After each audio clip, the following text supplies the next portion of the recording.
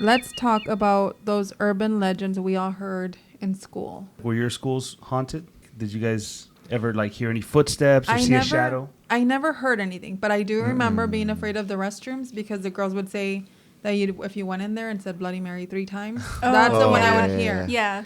Girls would like turn off the lights. So my fear was like going into the restroom with those girls that are like a little too brave. I was like, hell no. Like, I don't want to be at the wrong place at the wrong time. So I would avoid the restrooms. We used to find like abandoned buildings and go into them and like record and like keep an eye out and an ear out in case you heard or saw something. There's like a road trip thing for Texas where you go and it's like all the different haunted houses like throughout the state or whatever. And you can go into them? Let's do it. I guess it's there. I'm pretty sure you're going to be technically trespassing, but... I didn't care back then because I was just a teenager, and what's the worst they can do? They just put us in a cop car and then like told us they were going to tell our parents and never did.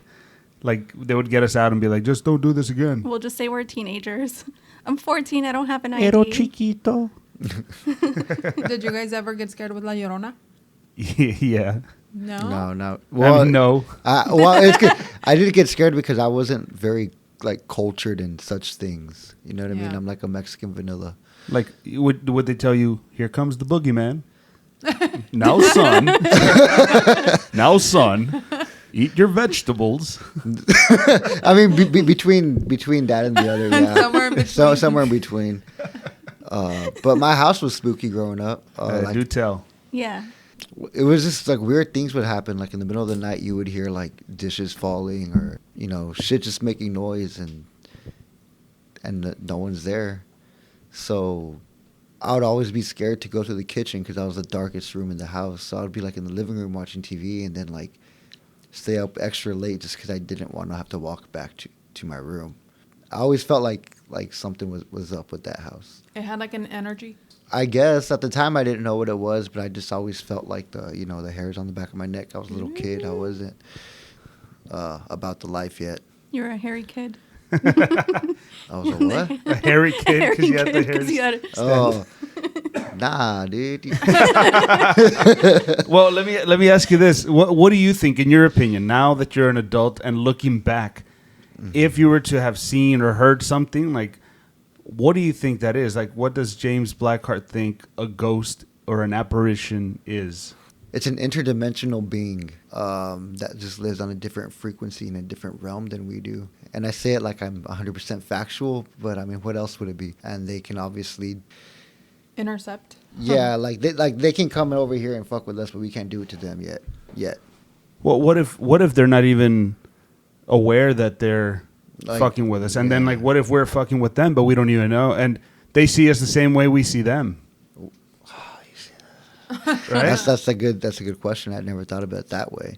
It's because in every instance that like you come into encounters with them or whatever, I mean, it's typically like they're the ones like doing the whole cat thing and making things fall and stacking chairs and stuff like that. But I mean, hey, could be. What I don't get is like you guys are talking about going to a haunted house, like wanting to find something. Why the fuck would you go looking for it? Like, I don't get that.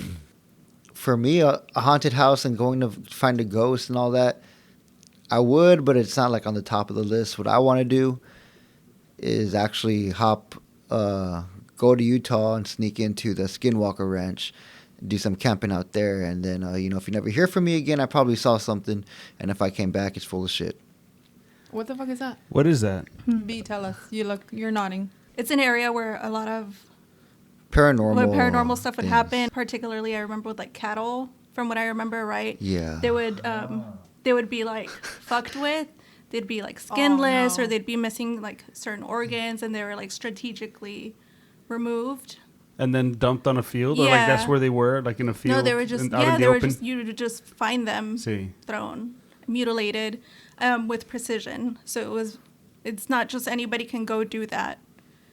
But it's like strange lights, technology failure, all types of. So you're jumping straight into the fire, like you don't care about the little mini ghosts, like something fell over there. Well, because you want the the effect that the ghost is gonna have on you is like, oh shit, that was scary. All right, let's go home. And then if you find something else like that, that's life changing, man. True. Now, I think to answer your question, Mel, I think people chase that the same reason that they chase roller coasters, like same reason that they chase scary movies or just the skydivers, all that stuff. Like, who the hell wants to jump? You have a parachute, yeah, but why do you want to pretend like you're about to fall to your death? Well, you know what? I was afraid of roller coasters up until I was like maybe 20. And everybody would go to an amusement park and everyone would get on except me. Like, I would be too scared. Like, what if something happens? Like, I don't want to get hurt. Like, shit happens all the time. And then one time, my sister, Ivana, told me something. And that has stuck with me since. Is like, she's like, the worst thing that can happen is you die. And I don't know why that made me feel better. Like, that's true. Like, worst case scenario, I'll be on the newspaper. Okay. Like, and maybe my family will get a nice settlement. All right. Like, that's not the worst, Is that why you get all glammed up when we go to theme parks? That's just right. in case? And I wear the good underwear. So, I mean, I can see it, right? Like, that's true. Like, I'm getting on that roller coaster for the adrenaline rush, and like if I maybe I'll get hurt. Have you seen those videos where like the little train breaks off or whatever, or the things malfunction and the people go flying? I've seen like the big ride that's like full of swings and it's circling and then it just collapses. I've seen that. Yeah. I feel like there's been a lot of accidents on that one, and also the one that just like shoots straight up. The There one was a that- kid that passed away, a What happened? 14-year-old on that one. I think He slipped through, I think, he or slipped because he was a through. big kid. He was a big kid, Estaba and I think the ride wasn't closed. Oh, something no. like that. It wasn't And that that was long like ago. 2 years ago, 3 Yeah. years ago. The one that gives me anxiety is that pirate ship that just swings from side to side, and sometimes it looks like it's gonna flip all the way over. Yeah. Fuck. I remember one time in Monterrey, B and I were on that ride, and we were sitting across from each other, and she was so little, and we were like at the very peak, and I was deadly afraid because she would like lift it, but I had my legs on her because I was like, oh my god, she's gonna die, like she's gonna fly out. Like, I was just terrified, and she was just like woo, having a good time. ignorant as usual. Yeah. So in Plaza Sésamo, there was a train one that we would always go Wait, on. explain what Plaza Sésamo is to our United Stadians, Okay. our Americans, my fellow Americans. To the Americans. Our black So, hearts. our black hearts of the Hi. world. Plaza Sésamo is Sesame Street. And there was a Plaza Sésamo theme park in Monterrey, Mexico. And we would go all the time. I remember going to. They was so didn't have Big Bird. They had the fun. green Big Bird, his cousin or whatever. What was his Mexican name? El Primo. Primis. I was today years old when I found out this existed. Oh, Really? Yes. Yeah, it's an It actual was thing. so great. And I remember going but I didn't know what Plaza Sésamo was. And then when I get there, I was like, hey, those look like Wait the a Sesame minute. Street characters. And it was so funny. It was everybody but Big Bird. It was Pedro. That train one, if you would like chant enough, the guy would just like take you again and again and again. You would arrive after your ride and be It's like, Mexico. Oh, otra. And it still exists, right? No, I think they They closed shut it down. from what Yeah, I'm they shut aware. it down a few years ago. Let's buy some land and open up a Plaza A Plaza Sésamo. Sésamo. You'll be the Big Bird. Yeah, that'll be me. Yeah. That'll be me. Hey, what if we opened a wrestling theme park? What would the rides look like? So the one where you sit down and you sit with a partner, the rail closes and then you spin, and while you're spinning around, the whole platform turns, and you're just spinning and turning. That one can be like Claudio's big swing, with the image of Claudio holding on to the wrestler's legs, and you sit inside the wrestler's belly and just spin. Claudio's spinning you. Like the teacup version. Yeah. Oh, like the seat is this way. So then Sí. instead of your legs hanging out, it's your arms. See. And then yeah, there we go. I mean, there's that game, the one that they have like in the bouncing, the one that spins like the big palo, and you have to like either duck it or jump over it. Yeah. That's a clothesline. That could be Yeah, the big clotheslines and leg clothesline. sweeps. Yeah. Clotheslines and leg sweeps. And it's Yeah. just an image of a wrestler, a generic wrestler. We need a ride where it simulates what taking a bump feels like. in a safe way. Like, yeah. So just like something compressing you, and then someone just fucking slaps you in the back. We'll have local wrestlers like taking turns, like taking shifts. They're gonna be the carnies. Where it's like that game, the one that electrocutes you to see like how much you can take, but this is like chops. So you're putting like your chest out there. Another cool one would be like kicking out at 2. No, like not getting pinned. Like have something like how much weight can you withstand? And you're laying there, and it's like the ref counts 1, 2, and you have to kick out. So, but like it gets heavier and heavier. So you're just going to our theme park to get beat up. Well, that's what wrestling is. Yeah. I mean, so people are into that. At this point, it's not even the theme of wrestling; it's the experience of wrestling. Well, that know what? It's funny that you say that, because I feel that that's what wrestling should be, is an experience, not just let's go watch people beat each other up. Like it should be an experience. Like you go and you feel all these emotions, you laugh, you get angry, you cry, all this stuff. I think that's what wrestling itself should be. Okay, so when you mentioned that, I just happened to get a really random question in my head that I have for all of you. What is the first moment, match, memory, or whatever, first wrestling moment that made you cry? Mine was when Hulk Hogan joined the NWO. Those were sad tears. I was sad because I was like about 10 years old, I think, 9, 10, and he was a good guy, throughout my entire life, and he was always the hero, the guy that would tell you to eat your vitamins and say your prayers and drink your milk, all that stuff. And then in 1996, 5, I really don't remember what year it was, but he turned bad, and I never thought I'd see the day. And I remember once too, I cried because those Inquirer, I don't even know what the name of the magazines were, but they were like so outlandish, talking about like alien sightings and like Bill Clinton's an actual alien, and there's like an ugly Photoshop of like alien skin under his neck or something. Yeah, Beasto buys those. Yeah, but Bill Clinton is. I mean, if anyone's a reptilian, he's definitely. It's him. Be one. I mean, well, they were calling it back then, brother. Well, brother. One of those magazines had a picture of Bigfoot saying, "Bigfoot to pro wrestling?" with a question mark. And I asked my tío Javier to buy it for me because I needed to know if Bigfoot was going to join. And the place we bought it from said no reading, so I couldn't find out. So my tío Javier bought it for me, and I remember like reading, and it said that Bigfoot was interested and he was going to wrestle like in the United States, and I cried because I was afraid that he was going to murder Hulk Hogan. I was a big Hulk Hogan mark. You were thinking that Bigfoot was going to come and kill Hulk Hogan? Yeah, I thought since Bigfoot's going to join wrestling, it's over for It's Hulk. over for Hogan. Like, he's not going to be able to. He's fought all the bad guys, and he's beat them all. I don't think he can beat Bigfoot. Wow. Listen, as every fan worries for their hero, so whether he could or couldn't, he wasn't going to come out the same. But yeah, and again, that was tears for Hulk Hogan. Yeah. What about you guys? I mean, I can't say that I've cried for wrestling yet. That's unfortunate. Yeah, I mean, I'll let you know when it happens. Okay. I'm sure it'll come. That Ric Flair final match was a tearjerker for me. Not the final match. I'm sorry, the WrestleMania match with Shawn Michaels. Yeah. That one was a tearjerker for me. Hogan Rock was a tearjerker for me. That I didn't watch that one until very recently, and man, that one got me. Just energy. You feel the energy. Yeah. That one, like, whew, that one set me on a ride.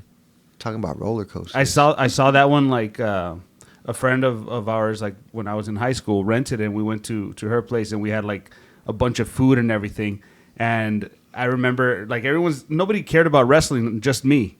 And I was like just watching Hogan and Rock, and I was sitting there, and I would look around and make sure no one's like looking at me, but my eyes were all like watery because I was just so full of emotion just watching them stand in the ring face to face before they even did anything. Yeah. And then I lost it when Hogan, because for years, up until then, he hadn't done the the Hulkster poses, the good guy poses. He came back to WWE as Hollywood Hulk Hogan, so he wasn't doing the typical Hulkster stuff.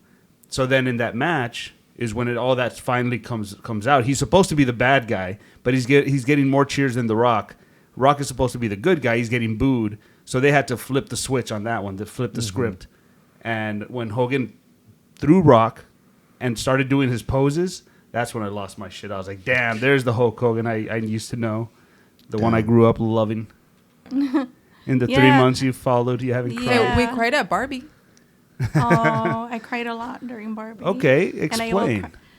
I'm an emotional ass person. I'll cry for anything. Prove it.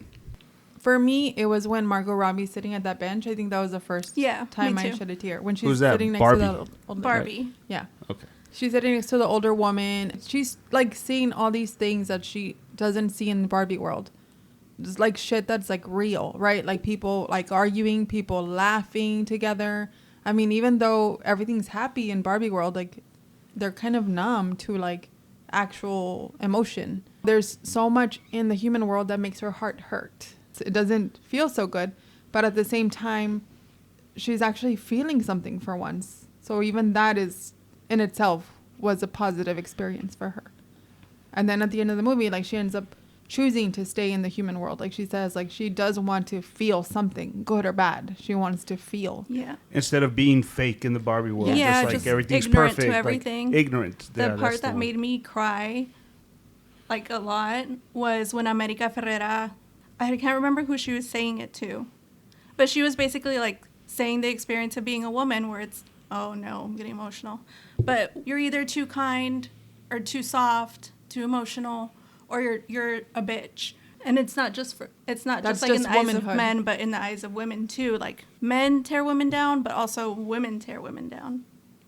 And I think it's nice that they put it in a way that people can go watch and be like, oh shit, like They made it palatable. I didn't expect that. from the movie. I thought the Yeah. movie was gonna be like a goofy, like one of those movies that you end up forgetting. It was a nice surprise. Yeah. I haven't seen it. You have to see it. I have to. What are you, a You girl? have to. Someone told me that it was like that they heard it was too woke. I was like, oh, that's on my alley. I'll go see it. And sure enough, it was. It was good. Well, I didn't know what like when I read that, I was like, I don't know what that means. But like, let me go watch it, and then I was like, oh, that's what I know what that means now. Like, it's just expressing how life is for a lot of people.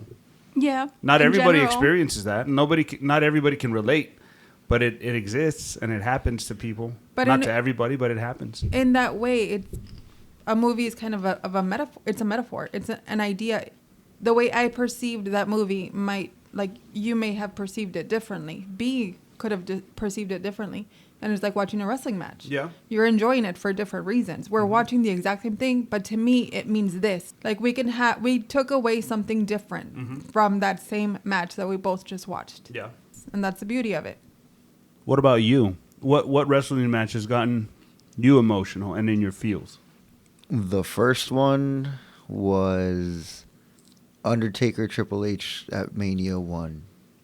You mean the first time they wrestled Back to back. back to back? Yeah. Not WrestleMania 1 because they weren't there. No, because at X7, right? They had a match. No me acuerdo. I'm pretty sure around that time they did. But the one that followed Shawn Michaels. After Yeah. Shawn retired, and then that one was good. Yeah, that one. I didn't expect to watch that and feel like, oh, the shit that it stirred up inside. You know what I mean? Because I wasn't watching wrestling like avidly at that time. I would only watch WrestleMania and sometimes the Rumble. And me, my little cousin, and my little brother and my cousin got together, and we watched that WrestleMania, and so that was the main event. And I remember I had to stop and put gas on the way home, and I was putting the gas, and I was like, fuck, man. Like, You think about that match? I was thinking, like, that's the shit that I wanted to do. But then, like, in my head, I was like, nah, like, it would never work, this or that, whatever. Like, I don't have the athleticism or this, like, whatever, right? And that was like right around the time you guys were getting started around here, right? Like, give or take. That was like What year was that? That was like 2011. Yeah. Because I was getting ready to head out for boot camp. Or Okay. like if I'm not mistaken. How old were you? 21. Okay. 21. I went to boot camp either that year or the following, but I just remember like that was the first time as an adult that I was like, fuck. But what exactly did you feel? Like, take us on this ride. You're watching the match. Like, what was it? Did you feel it during the match, or did you feel it after when you started reflecting? No, it was like during and then afterwards. Like, I felt the emotions that I didn't even know were there. Like for some reason, I just felt like I had that lump in the throat, but I didn't know why. And I think ultimately what it was is that the story they told and the way they did it, and because I didn't feel sad and I didn't feel like, oh my God, like what's happening here. I just felt very moved at the whole thing, but I didn't understand that that's what I was feeling. I just felt like I would love to do that shit. It took quite a while, but eventually I got to it. That's right. Yeah. Was that the match that saw the three of them walk? No, this is the one where The Undertaker pinned Triple H, but Triple H was the one standing. He was telling Taker, stay down, stay down, stay down. Boom. And he kept going. Hell's Gate. Tap out, yeah. Yeah, that's fucking awesome. Then it That's was a like- fucking awesome finish. And plus, you knew the story coming into it, how Taker had wrestled Shawn 2 Manias in a row until Shawn retired. And Well, Shawn being my favorite wrestler of all time, Shawn and Undertaker one also is my favorite match of all time. And that one made me tear up too, but not the way that Triple H and the Undertaker had it. It made me think about me and what I wanted to do in a way a wrestling match never had. yeah. And then I didn't have that experience again until 2016. Shinsuke Nakamura versus Sami Zayn, NXT Dallas. Yeah. So my older brother, the one that you met last time, he was watching it at home, and he was like, "Dude, you need to watch this match." He had rewound the pay-per-view, so I could watch it, because I had just got home. And he was like, "You need to watch it. You need to watch it. You need to watch it." And I was in a shit mood. I was like, dude, like, because I wouldn't watch wrestling like normally at that time, like. And I was like, dude, like, later. I'll watch it later. And I was like getting some food, and I think I opened a beer, and he was like, "You should really watch it." And I was like, bro. So I laid down on the couch, and he put it on. And it gave like the whole like backstory of Shinsuke and like when he was introduced to the NXT world, and so I saw that he had a hype behind him, and I was like, okay. And my brother's like, dude, he's like Bruce Lee and Michael Jackson had a baby. And That's exactly what that is, man. Yeah. That's exactly what it is. And then and I had seen Sami Zayn like once or twice, but he wasn't really over with me.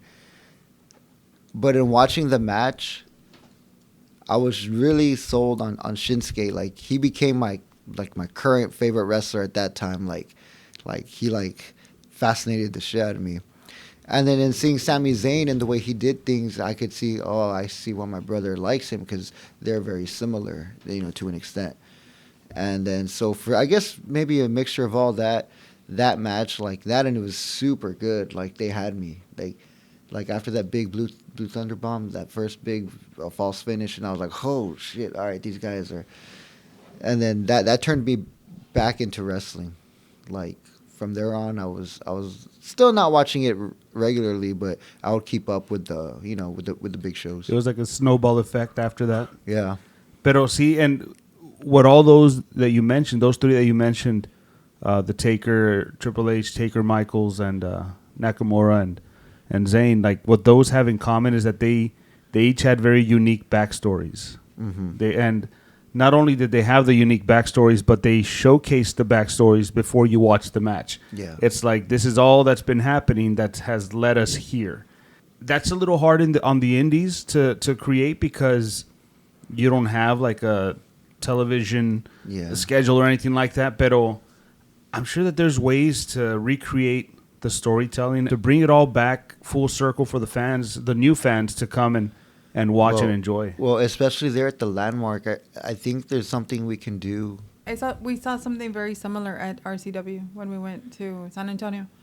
They have a big screen, and they were playing the promos. We saw a lot of new faces. But because of those promos, we knew, like, oh, that guy's a bad guy. I He's don't an like ass. him. Yeah. Or, oh my gosh, that girl is obviously a heel. She's saying that she's better than us, that she's the main character, Maddie. Mm-hmm. like you already know, like, oh, she's the back guy had gordo. Yeah. But yeah, like she comes out, and we know where we stand with them. And it also helps the wrestler. Like, the wrestler, that's one less thing to worry about for that wrestler, and that wrestler can now put more energy and focus onto something else. Mm-hmm. In-ring, fan interaction, anything else, you know? So there's a big upside to that. Any way that's going to make the show better and make us better and make the promotion better, I mean, I think we should find a way, to at least try to do it. If it's going to help out the performers, then even better. A lot of us are new at New Breed. There's a lot of new breeders. Do they go to learn how to breed at New Breed? Oh my goodness. What's wrong with you? Huh? We I was gonna say, just don't. Don't. I was gonna say we breed them into wrestlers, but But that doesn't sound. It doesn't say what There's you mean. breeding of some sort. That's a joke, everybody. Whatever. I'm only kidding. Hey, you have your Harry Potter sock. I do. I forgot to tell One you, B. sock. So for my birthday a couple days ago, on October 29th, Best day ever. but who's counting? B gifted me a box set of Harry Potter socks, and they're cool. They Today, are cool. day one is it Gryffindor? I can't see. I can't see. yeah, them. those are It was- Gryffindors. Gryffindor. So I have my Gryffindor socks that I wear with my Crocs, and I don't look at clocks because I don't care about time, and I like to rhyme. Here with my family, having it. Oh no, I lost it. What is wrong with you? You rap. I You've lost- never heard him rap. I I've lost- never heard him rap. Yeah. I've heard you say a lot of things. I used to be able to do a good Shaggy. Your Shaggy's great. No, my voice through the years from when I started has been, I don't know, it's getting damaged or something. It hurts. I'm sick. You sound like Bill Clinton. My fellow Americans. Let me do the Shaggy. No one's telling me to do it, but I'm gonna. Mel told you to do it. Fine, everyone. Like zoinks. I can't do it, babe. Dang. You're in your head. No, That was it can't go high. I felt like that was more Blink 182. Where are you? I used to do it good. You need more like a rasp. You know, when I was a kid, I wanted to be a voice actor. It always intrigued me how there was a human behind these cartoons. And I would think, is that how they really sound? I didn't think they were making a voice. I thought that's their voice. And some of these were think of all the cartoons that you've watched. Imagine Marvin the Martian out there in the real world. One Starbucks, please. But I would practice the voices, in front of a mirror, even though I'm practicing voices. Just to look at myself do it. Like when you learned that Bart Simpson was a woman. Yeah, Oh. I had Bobby no Hill idea. too. Bobby Hill. Bobby Hill's a woman. I was told when you're practicing accents or voices or whatever, it's good to do it in front of the mirror so you can watch the way your lips move. Oh, shit. Because it makes a difference, the positioning and all that. Wow, I had no idea. So you were naturally just already doing Damn, it. I was going down the right path, Mhm. but then I chose the blue pill instead of the red, and now I'm here. The only thing I say is bottle water. A bottle of water. Yeah. But oh, what? She Yeah. could talk like a Good. baby. That's just with you. Oh, sorry, Baby talk. everybody. Everybody, close your eyes. Let me ask everyone a question. Did you ever get in trouble in school? What's your biggest crime? Okay, we'll start with Blackheart. No, let's end it with the bad boy. Okay. Let's Oh. go. Let's. Wow, wow, wow, wow, wow. So start B, you start. You got in trouble, B. You were a bad girl. Tell the story. In middle school, it was my best, one of my friend's ex-boyfriends. There was beef between everyone and him. I probably told him some shit at some point, But I was walking down the hallway and I had my binder full of drawings that I spent a lot of time on, and he knocked it out of my hand. I would have been And so pissed I too. like hit him, and then he tried to hit me. What I kind of did. guy swings at a girl? Did you go to the office? I think I got ISS. No, I think that's it. I didn't do much. You weren't that bad. I got caught skipping. What? Your jaw dropped. I That's can't right, believe it. babe. You married a bad girl. Oh, Well, no. I was in 7th grade, and this girl, we had the next class together. So I was like, hey, aren't you going to art? Because she was walking the other way. She's like, no, I'm going to skip. And I was like, can I skip with you? So I asked her, like, what do you do? Where do you go? And she's like, I just stay in the restroom. And I'm like, oh, wow. Okay. That So sounds, I was like, that sounds so fun. yeah. So I was like, I'm down. Let's do this. So we were in the restroom, and then the security guard walks in, and he's like, come out. And so she comes out, pinche, and then he's like, is there anyone else in there? She's like, yeah, my friend. I'm like, this. You were going to stay in there? Yes, I was standing on top of the toilet. Oh. Yeah, so I came out, and I was like, fuck. So they called my mom. Oh, my God. My mom is scary. Mom is fucking scary. My mom was like, I'll be there in a few minutes. And the principal was like, you don't have to come in. Like, I'm just letting you know. And she's like, are you sure you don't need me to be there? And I was like, like, I was like, my heart like stopped. And she was like, no, it's okay. I'm just letting you know. We're going to take care of it. I have her here right now. And just hearing my mom, like, oh my God, it was just, I never skipped again. It never happened again. When I got caught skipping in high school, we were going to go to the beach. And then they called mom and told her I was skipping. And I got shunned. Shunned? I got shunned. What do you mean shunned? Like, she just wasn't talking to me. Mom would punish us with the silent treatment. It was the worst. Would that you sounds prefer? pretty. That sounds pretty good to me. I was No. about to say. I was about to say. Like, No. wouldn't you have preferred? Like, No, not- because you know my mom. When you're a growing girl, you need communication, because you know what happens when you get that, then you don't learn how to communicate properly, and in a healthy way, and then you know what that makes? Tóxicas. And True. because you never learned how to communicate. So yeah. So then we have to, like, the next generation has to learn how to fucking talk. Learn how to talk. If you're upset, Yeah. that's okay, but just Well, speak see, up. I think the easy thing would be to enjoy it. Like, when I think about it, like, Yeah, it's a man thing. I used to get in trouble all the time as a kid. Tell us the worst thing. You The did. worst thing, man. Well, I did several things. I peed I on a know. bell. Just one. Pick one. I want to say them all. No. I'm just Say kidding. them all. No. Say your top 3. The worst one is because they're all silly. Like, I have a skipping story too.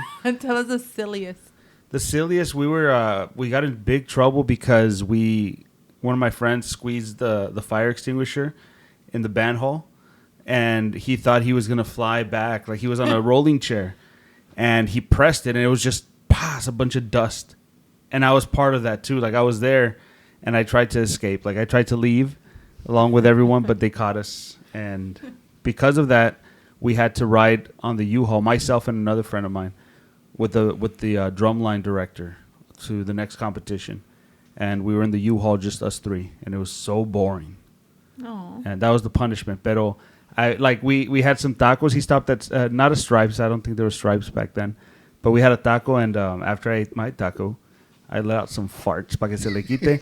And I could tell that he noticed because his nose twitched, and then he lowered the window.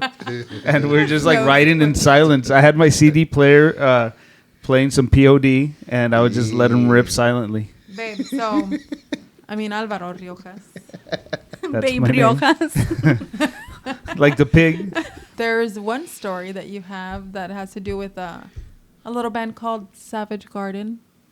Oh, I got in trouble in the 5th grade because we were testing, and the room is silent. It's quiet, and we were wrapping it up. We were almost done. So, like, some people were like over here whispering to each other. And, like, I'm sitting there in my desk. I already did my test, and I turn and I peek and I start singing the Savage Garden song, crescendoing and getting higher as I'm saying, I wanna stand with you. And then my friend picked up where I left off. I wanna bathe with you in the sea. And then the other guys, I wanna lay like this forever. And then the three of us until the sky. Wow. It was so stupid. And like the teacher, you could tell like he was so annoyed and he was so mad, and he told us to go outside and wait for him.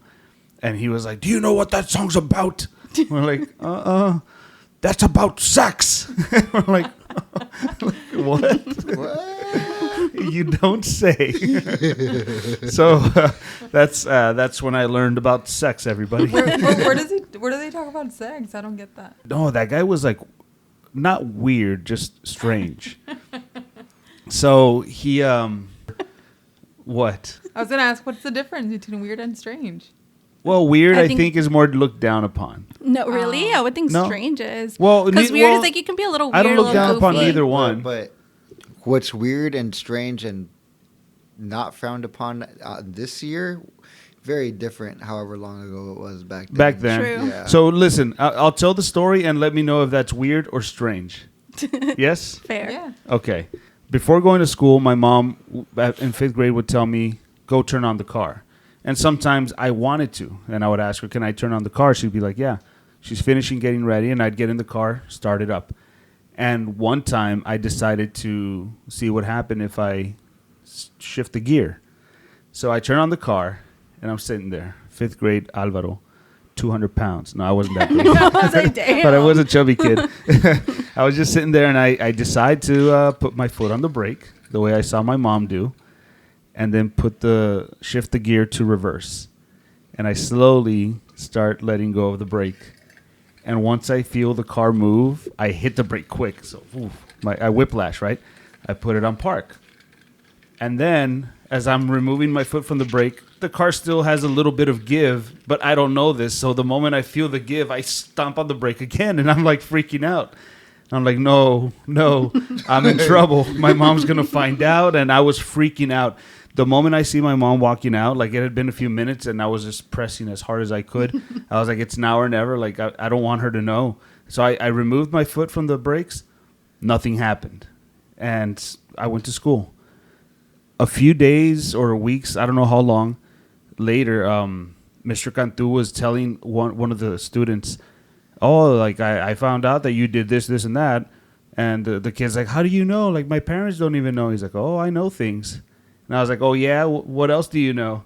And he goes, well, do you still want to test if you know how to drive or not? And I was like, huh? He's like, yeah. You think I don't know about you trying to reverse your mom's car? And I was like, just quiet. I didn't know what to say. And is that strange or is that weird? That's strange. Yeah. That's not weird. That's strange. I don't know. He would do stuff like that, and he would preach to us sometimes, and then he would like sing Noah's Ark music. En la arca de Noé yo encontré muchos, and then he would point at you, and I got in trouble for saying, because he's like, yo encontré muchos, and then someone's like, perros. Woof, woof, woof, dijo el perro, pum, pum, pum, pum, pum, pum. So then, like, he's like, en la arca de Noé, yo encontré muchos, points at me, and I say, pelos. And he's like, get out right now. And then I would step out of the classroom, and then he would have a talk with me. But he was So this is your bad boy era. Fifth grade. Yeah, I guess so. Blackheart? Oh, for about getting in trouble? Oh, I forgot, dude. I'm know, sorry. I don't took know. this. It's all about Alvaro. I really did. I was really did enjoying- forget. Well, to be honest, I never got in big trouble. I Just could little have, trouble. but I didn't. And then, like, the most mad that my mom probably got after me, because she was a teacher at my middle school, down over yonder, like, on the other side of the gym, by the tennis courts. You know, that's where everyone used to go make out. Not the giggle from Alvaro. It's a chuckle. Boys chuckle. Oh, no. Yeah. there was Girls a giggle. Giggle. Yep. And then the time came that I made my first venture down over there. All right. Alvaro cheering on silently. Boys. And then fast forward like sometime later, it was like during Christmas break by this time. And then like I was just very like casually walking to the kitchen or somewhere, and my mom like stops me and starts questioning about me making out with a girl, like back there. I don't know how she heard about it. I don't know, and I just like, no, what? Who, me? What? And she wasn't buying it, but I stuck to my guns, man. And deny. Was it me? Pulled a Shaggy. Yeah, was it me? Were you gonna be in trouble if it was?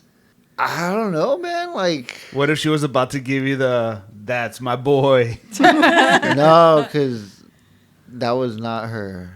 Not her style. No, not at all. Yeah, but I never really got in trouble because, I mean, I always had my mom in middle school. And then in high school, my dad was a teacher and a coach. So you had eyes on you. Yeah. And, like, well, my friends were, you know, on the football team, basketball team, and all that. So if they wanted to go and fuck around and have fun and get in trouble, if I wanted to do the same shit, but if I got caught, they got caught. So I just kind of just, Oh. you know. Yeah. That's a tough spot to be in. Yeah. Your Turns out he's not that sacrifice. bad. Mm-hmm. But after that, after high school, I got in my fair share of trouble. Made up for it. For last time. 10, That a boy. 10 out of 10 do not recommend. Let's not do that again. Yeah. Alvaro cheering you on That's what I do. Yeah. I support this after guy. he states his regrets. Well, YOLO. Well, I think what Alvaro was trying to say is that he's all up for a good learning experience. Sometimes you have to learn Yeah. the hard way. Yeah. Yeah. So I guess we can wrap it up. That's it. That's all, folks. That's all, folks. Okay, bye. Lieutenant Dan. Oh, no. You know what? Let me just say, before we end this, I wouldn't feel right. I wouldn't be able to sleep correctly if I don't say this, that Mr. Cantu was great. I love Mr. Cantu. His family was close. Not, I wouldn't say like close, but like his sister was close with my sister. His younger brother was a friend of mine. So Mr. Cantu is a good person. I don't think he's a witch or anything, but I think he has powers. Evil And powers. he was a supporter of mine back in my Facebook days. Like for wrestling, he would always cheer me on. So Okay. shout out to Mr. Cantu. One thing I want to mention is I love my mom, even though she was mean.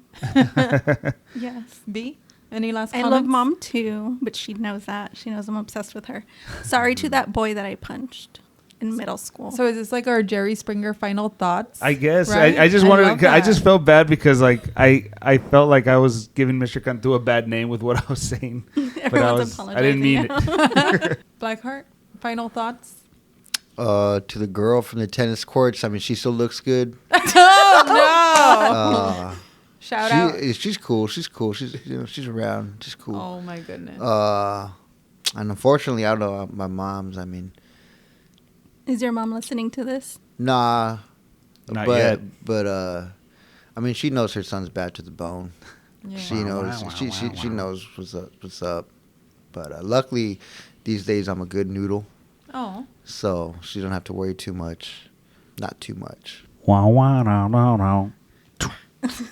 The theme of this episode is we love our moms. Thanks for listening. Adios. Bye. What do I press? The That red one. Wait, do one of these. Ah. Red button?